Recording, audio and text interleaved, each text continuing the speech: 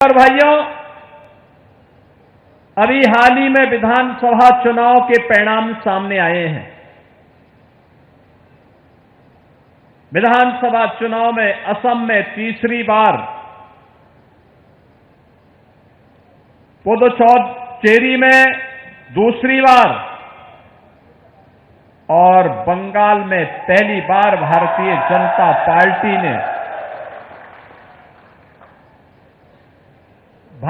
जनता party ने सरकार बना करके सभी उन राजनीतिक विश्लेषकों को आईना दिखाने का काम किया था, जो समाज के विभाजन के लिए लगातार तमाम प्रकार की व्यूहरचना कर रहे थे। और मैं इस अवसर पर भारतीय जनता पार्टी के बंगाल के कार्यकर्ताओं के साथ साथ सहारनपुर के भी कार्यकर्ताओं को हृदय से बधाई देता हूं, अपनी शुभकामनाएं देता हूं। बहनों और भाइयों, इस विजय ने यह बात साबित की है कि जनप्रतिनिधि जनता के बीच में अगर सक्रिय रहे, सरकार जनभावनाओं का सम्मान करे, सुशासन के लक्ष्य को पूरी प्रतिबद्धता के साथ लागू करे और बिना भेदभाव के शासन की योजना को वहां तक पहुंचाने का कार्य करेगा, तो सरकार फिर से रिपीट करेगी। अन्यथा जनता जनार्दन देश के साथ धोखा देने वाले, भारत की संस्कृति के साथ धोखा देने वाले, भारत के राष्ट्रवाद को नुकसान पहुंचाने वाले राजनीतिक दलों को दफन करने में भी बहुत देर नहीं लगाएगी। चुनाव परिणामों ने इस बात का स्पष्ट संकेत किया है। ये शुभ संकेत है। जो लोग जाति के नाम पर बांट करके सामाजिक ताने बाने को छिन्न भिन्न करना चाहते थे और उसके माध्यम से देश को कमजोर करना चाहते थे, उन लोगों के लिए एक आईना है ये परिणाम। ये चीजें दिखती हैं कि अब समाज विभाजित नहीं होगा, बल्कि विभाजनकारी ताकतों के मंसूबों को विभाजन करके राष्ट्र की एकता और अखंडता का शंखनाद अपने प्रचंड बहुमत से करेगा और राष्ट्रवाद पर लगने वाली एक एक मोहर राष्ट्र के प्रति हमारी कर्तव्यों के निर्वहन की भी एक नई गाथा को आगे बढ़ाता है। बहनों और भाइयों, सहारनपुर, याद करिए, ये वही जनपद है 2013, 14, 15, 16 दंगे हो रहे थे, कनेक्टिविटी नहीं थी, विकास का कार्य ठप थे, देश की राजधानी में जाने के लिए 4 से 6 घंटे का समय और प्रदेश की राजधानी में पहुंचने के लिए 12 से 14 घंटे का समय सहारनपुर वासियों को लगता था। शिक्षा का प्रमुख केंद्र नहीं था, स्पोर्ट्स का कोई प्रमुख केंद्र नहीं था। सहारनपुर अपनी पहचान के लिए मोहताज था। अन्नदाता किसान परेशान था, नौजवान प्लान करने के लिए मजबूर था और प्लान के साथ साथ यहां के उद्यमी और व्यापारी दहशत में थे। देवबंद बदनाम हुआ था, क्योंकि देवबंद से जब फतवे जारी होते थे तो देश के अंदर हलचल मचती थी, हलचल। लोगों को लगता था कि पता नहीं अब क्या हो जाएगा। 2016 में इसी सहारनपुर में दंगे हुए थे, सिख विरोधी दंगे। 2013-14 में मुजफ्फरनगर, शामली, पश्चिमी उत्तर प्रदेश जल रहा था। महीनों महीनों कर्फ्यू, आवागमन बंद, किराना और कांदला में पलायन, हर ओर तबाही, कोई सुनने वाला नहीं। बहनों और भाइयों, उन स्थितियों में 2017 में सरकार बनी। प्रधानमंत्री मोदी जी के आह्वान पर उत्तर प्रदेश की जनता ने मोदी जी पर विश्वास किया और प्रदेश में डबल इंजन की सरकार पहली बार बनी, पहली बार डबल इंजन की सरकार बनी। और आज मैं कह सकता हूं, सहारनपुर की पहचान यहां के कारीगरों के द्वारा बनाए गए वर्ल्ड क्लास कास्ट कला, वुड कार्विंग का कार्य, आज फिर से इसको अपनी एक नई पहचान मिल गई है। सहारनपुर भी कह सकता है कि हमने कुछ विशिष्ट किया है, अपने दम पर किया है।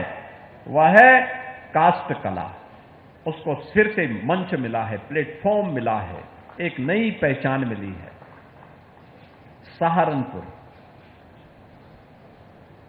आज क्या नहीं है सहारनपुर में। अभी 14 अप्रैल को प्रधानमंत्री जी आए थे सहारनपुर में। दिल्ली, बागपत, शामली, सहारनपुर, देहरादून 6 लेन के एक्सप्रेस वे का उद्घाटन आदरणीय प्रधानमंत्री जी ने किया। सहारनपुर में रोड शो हुआ। जो दूरी 6 घंटे लगती थी, अब मात्र 2 से ढाई घंटे में वो दूरी तय हो जाती है, सहारनपुर से दिल्ली की।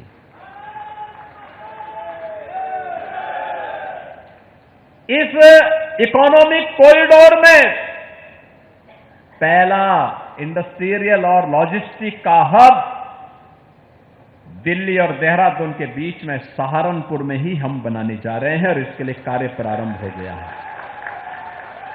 हजारों नौजवानों को रोजगार मिलेगा, हजारों नौजवानों को रोजगार मिलेगा। इससे पहले आपने देखा होगा, देश का सबसे बड़ा एयरपोर्ट नोएडा इंटरनेशनल एयरपोर्ट प्रधानमंत्री जी ने जेवर में आकर के उद्घाटन किया। इससे पहले देश की पहली रैपिड रेल दिल्ली मेरठ के बीच प्रधानमंत्री जी ने मेरठ में आकर के लोकार्पण किया। बहनों और भाइयों, अभी 29 अप्रैल को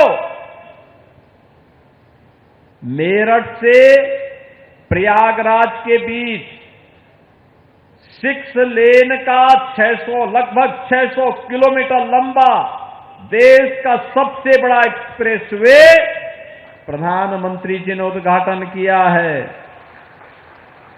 यानी गंगा एक्सप्रेसवे का मतलब केवल मेरठ और प्रयागराज नहीं है। अगर सहारनपुर वासियों को लखनऊ या प्रयागराज जाना होगा तो लखनऊ जाने के लिए 6 घंटे और प्रयागराज जाने के लिए 7.5 घंटे की दूरी में वह प्रयागराज पहुंच सकते हैं। बहनों और भाइयों, अब सहारनपुर में क्या नहीं है? मां शाकंभरी के नाम पर विश्वविद्यालय, बहुत शीघ्र उसका उद्घाटन का भव्य समारोह होने जा रहा है। एयरपोर्ट बनने जा रहा है, लगभग फाइनल स्टेज में चल रहा है। सहारनपुर भी देश और दुनिया से जुड़ेगा। बेहट में स्पोर्ट्स कॉलेज, अनेक डिग्री कॉलेजेस, नगर के अंदर बस स्टेशन, नगर क्षेत्र के सहारनपुर नगर के अंदर जल निकासी की समस्या का स्थायी समाधान की दिशा में ड्रेन बनाने की, आरसीसी ड्रेन बनाने की कार्रवाई को आगे बढ़ाने का कार्य, अनेक विकास की योजनाओं के साथ साथ बेहतर कनेक्टिविटी हो, एक और यह कार्य, और दूसरा मां शाकंभरी पीठ पर जाने के लिए एलिवेटेड हाईवे का निर्माण। अब आप जाएंगे वहां पर, सर्दी हो, गर्मी हो, बरसात हो, किसी भी सीजन में जाकर के आप मां के दरबार में माथा टेक सकते हैं, क्योंकि अब वहां पे जाने के लिए नदी के ऊपर एक एलिवेटेड हाईवे बनाया जा रहा है। तेजी के साथ काम चल रहा है, पूरे कॉरिडोर का विकास हो रहा है, बेहतरीन जन सुविधाएं विकसित की जा रही हैं। हर माननीय विधायक अपने अपनी विधानसभा में इन सब कार्यक्रमों को आगे बढ़ा रहा है। यानी अब वही सहारनपुर अपनी गति के लिए, अपनी प्रगति के लिए जाना जा रहा है। जिस सहारनपुर की पहले लोगों ने फतवे जारी कर करके दुर्गति कर रखी थी, अब ये फतवे की कार्य संस्कृति से मुक्त होकर के, फतवे की कुसंस्कृति से मुक्त होकर के, वही सहारनपुर अपनी गति के माध्यम से न केवल प्रगति कर रहा है, बल्कि भारत की समृद्धि में भी अपना योगदान कर रहा है। और इसीलिए सहारनपुर के आप सभी नागरिकों को अपनी बधाई देने के लिए आज मैं सहारनपुर में स्वयं आया हूं। मैं स्वयं आया हूं। बहनों और भाइयों, आज मुझे अच्छा लगता है, एक साथ विकास की प्रक्रिया के साथ पूरा उत्तर प्रदेश आगे बढ़ रहा है। क्या सहारनपुर, क्या बिजनौर, क्या शामली, क्या मुजफ्फरनगर, क्या मेरठ, क्या बुलंदशहर, क्या बागपत, हर ओर एक स्वस्थ प्रतिस्पर्धा विकास की हो रही है। और विकास का कोई विकल्प नहीं। विकास में बाधक जो तत्व हैं वे जाति के नाम पर बिखराव लाने का प्रयास करेंगे, लेकिन बंटना नहीं है, विभाजित नहीं होना है। ये तुष्टीकरण की राजनीति करने वाले, फतवे की संस्कृति पर विश्वास करने वाले, गुंडों को प्रश्रय देने वाले, बहन और बेटी और व्यापारियों की सुरक्षा में सेंध लगाने वाले तत्व अपने काले कारनामों को छुपाने के लिए जाति का सहारा लेते हैं। इनके द्वारा जब भारत की परंपरागत सनातन संस्कृति पर प्रहार होता है, इनके मुंह में फेविकोल लग जाता है।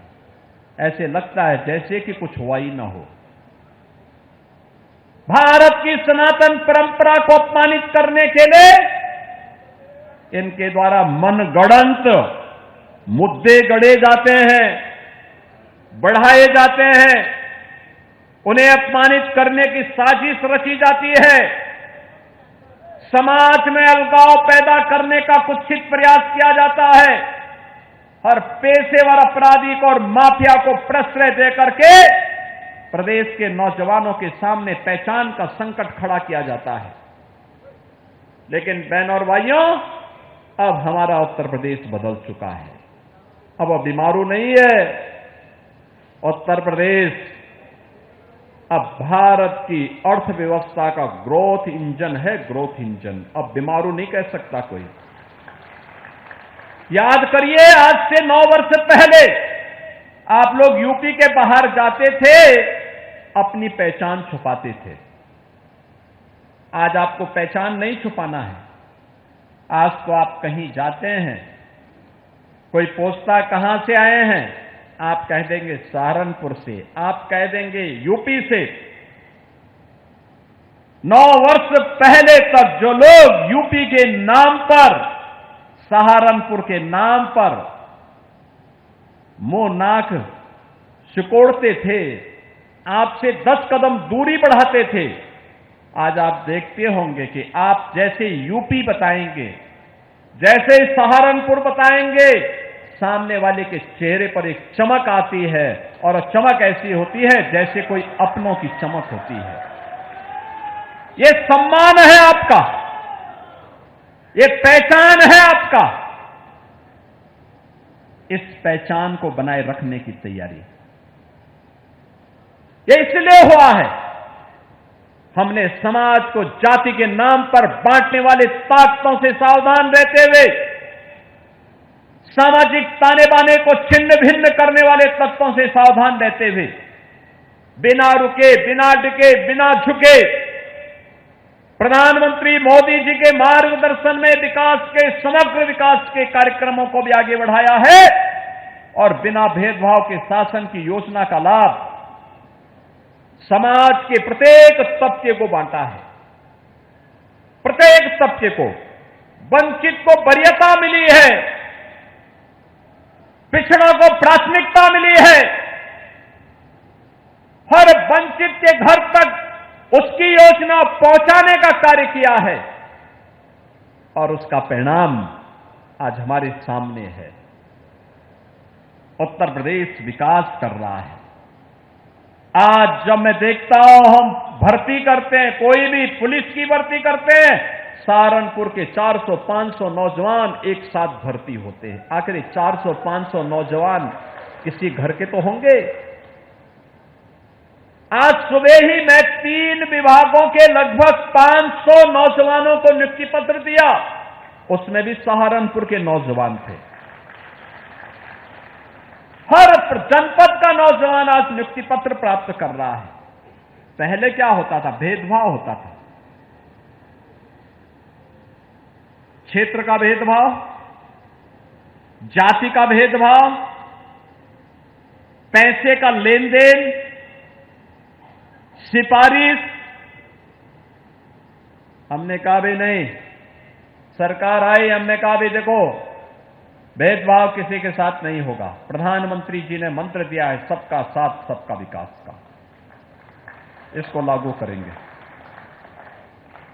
हमारे लिए व्यक्ति नहीं, जाति नहीं, मत और मजहब नहीं, पूरा 25 करोड़ का उत्तर प्रदेश एक परिवार के रूप में है, और एक 25 करोड़ लोगों के विकास के लिए कार्य करना है, यहां के नौजवानों के उत्थान के लिए कार्य करना है। हमने पहले कहा माफिया प्रवृत्ति को पूरी तरह समाप्त करेंगे। आज उत्तर प्रदेश माफिया मुक्त है, गुंडा मुक्त है, कर्फ्यू मुक्त है।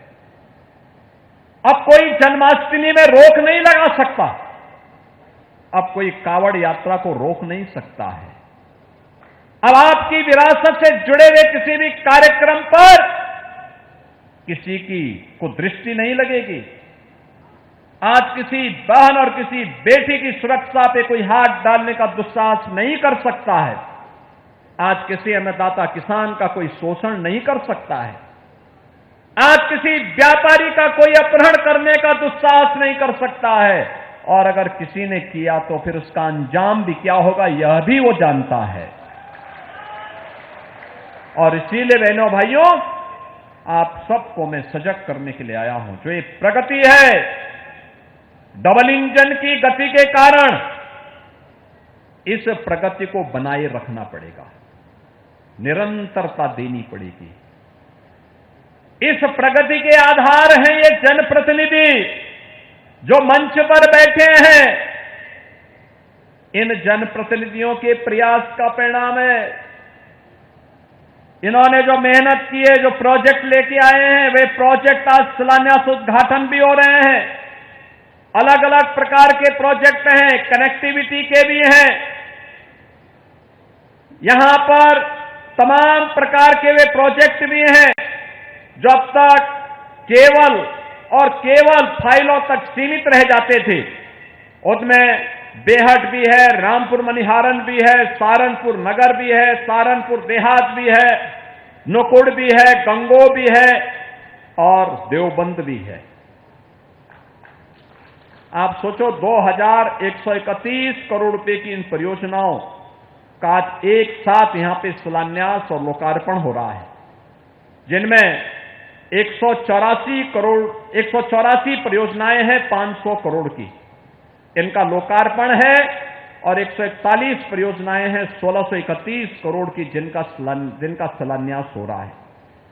बहनों और भाइयों, अब यह सहारनपुर की गलियों में और हर गांव की कनेक्टिविटी को विकास की एक नई गति प्रदान करने के लिए आगे बढ़ाया जा रहा है। आज बहनों और भाइयों, मैं आप सबसे यही कहना चाहूंगा, आपने देखा होगा लोकार्पण के तत्काल बाद हम लोगों ने यहां पे कुछ विभिन्न वेलफेयर की स्कीम को मंच पर लोगों को उपलब्ध करवाया है। ये केवल कागजी घोषणा नहीं है। आप याद करिए, सुरक्षा का माहौल पैदा हुआ। देखिए कितना अंतर आता है। पहले हर बात को लेकर के खाना कैसे खाना है, इसके लिए भी फतवा जारी होता था आपके यहीं देवबंद से। खाना कैसे खाना है यह व्यक्ति तय करेगा जिसको खाना होगा, लेकिन नहीं, वह भी तय होता था देवबंद से। कौन? ब्रजेश सिंह नहीं करते थे, कुछ और लोग इसका ठेका ले चुके थे।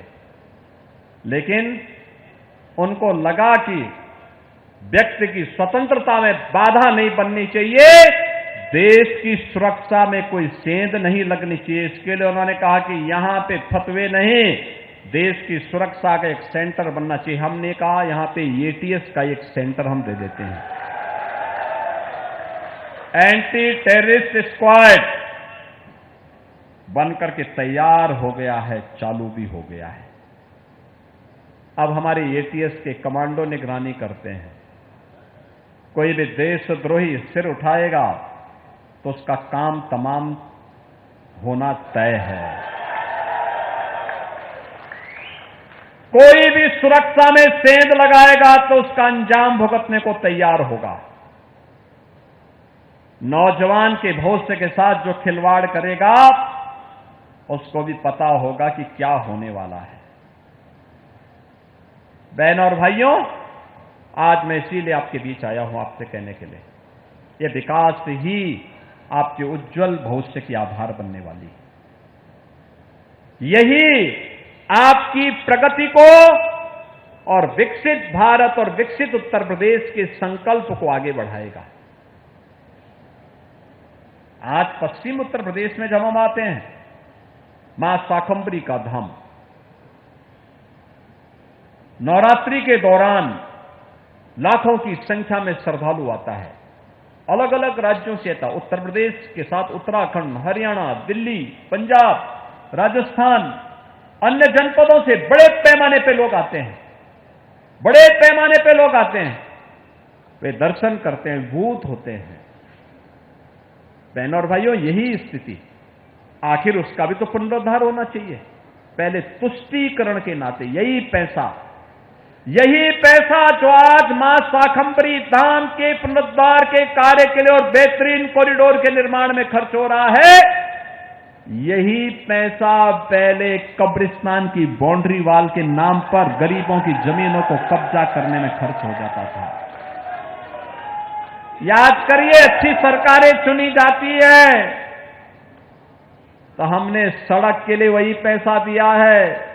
ये जनप्रतिनिधिगण, मंच पर बैठे हुए जनप्रतिनिधियों के द्वारा जो विकास के कार्यक्रमों को आगे बढ़ाया जा रहा है,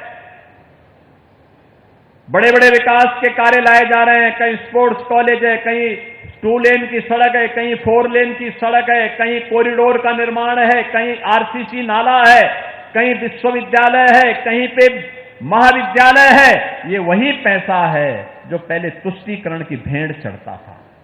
आज तुष्टीकरण नहीं, आज वो संतुष्टीकरण का कारण बन रहा है। आम जनता की संतुष्टि का कारण बन रहा है, और उसी संतुष्टीकरण के साथ जोड़ने के लिए हम लोग आए हैं। हम आभारी हैं आदरणीय प्रधानमंत्री जी के। यह देश वंदे मातरम का 150 वर्ष पूरे होने के उपलक्ष्य में समारोह आयोजित कर रहा है, राष्ट्रगीत के समारोह आयोजित कर रहा है। और कल वंदे मातरम राष्ट्रगीत को राष्ट्रगान के समकक्ष रख करके इसके अपमान को संज्ञेय अपराध की श्रेणी में रख दिया गया है। अगर कोई भी अब भारत के प्रतीकों का अपमान करेगा तो उसको सजा होगी। और यह नहीं चल सकता है कि रहेंगे, खाएंगे भारत में, रहेंगे भारत में और दुश्मन के गीत गाएंगे। ये नहीं चल सकता है। यह देश इसको स्वीकार नहीं करेगा, ये स्वीकार नहीं कर सकता है। और इसीलिए कल राष्ट्रगीत की रचयिता को एक विनम्र श्रद्धांजलि है राष्ट्र की। हम प्रधानमंत्री जी के प्रति आभार व्यक्त करते हैं इन सब कार्यक्रमों इसके लिए। बहनों और भाइयों, हमें निरंतर आगे बढ़ना है। सहारनपुर को एक नई पहचान दिलानी है।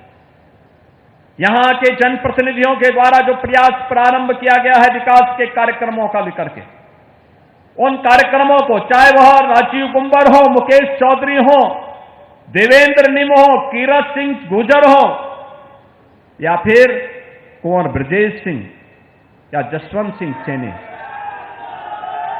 इनके द्वारा जो प्रयास प्रारंभ किया गया है, हमारे जिला पंचायत के अध्यक्ष चौधरी मांगेलाल जी हों या फिर महापौर डॉक्टर अजय कुमार जी, निरंतर विकास के लिए कार्य कर रहे हैं। स्मार्ट सिटी के अंतर्गत कायाकल्प हो रहा है सहारनपुर का। स्मार्ट सड़कें बन रही हैं, integrated command and control centre बन रहे हैं। सीएम ग्रिड के अंदर अच्छी सड़कें बनाने का काम चल रहा है।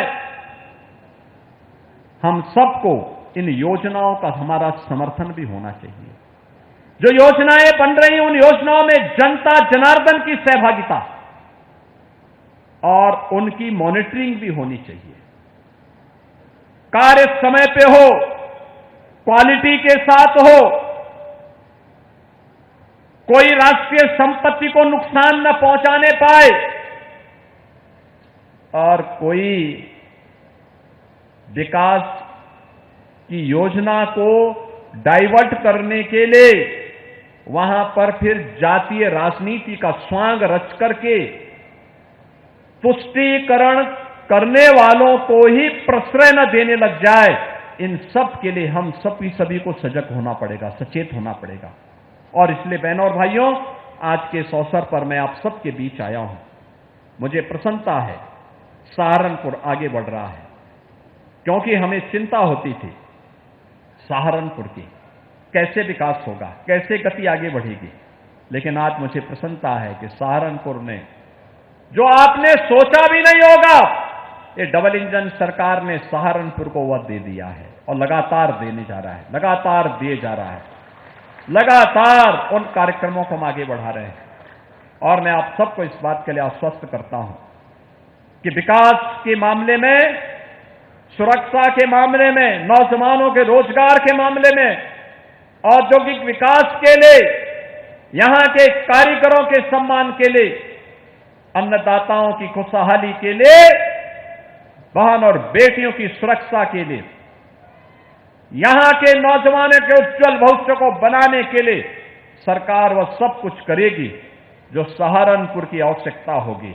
और सहारनपुर उसके लिए अपने आप को तैयार करें, अपने प्रतिनिधियों के साथ सजग खड़े होकर के सरकार की योजनाओं का आपका आशीर्वाद और समर्थन प्राप्त होता रहे, इस विश्वास के साथ मैं आज यहां पर 2100 करोड़ रुपए से अधिक की इन परियोजनाओं के लिए आप सभी को बधाई देता हूं, अपनी शुभकामनाएं देता हूं और विश्वास करता हूं कि सहारनपुर विकास के पथ पर निरंतर अग्रसर होकर के समग्र विकास का एक मॉडल जनपद बन करके अन्य लोगों के लिए भी एक प्रेरणा बनेगा। इस विश्वास के साथ मैं आज के इस अवसर पर एक बार फिर से आप सभी के प्रति अपनी शुभकामनाएं देते हुए अपनी वाणी को देता हूं विराम। मेरे साथ बोलेंगे जय जय श्री राम।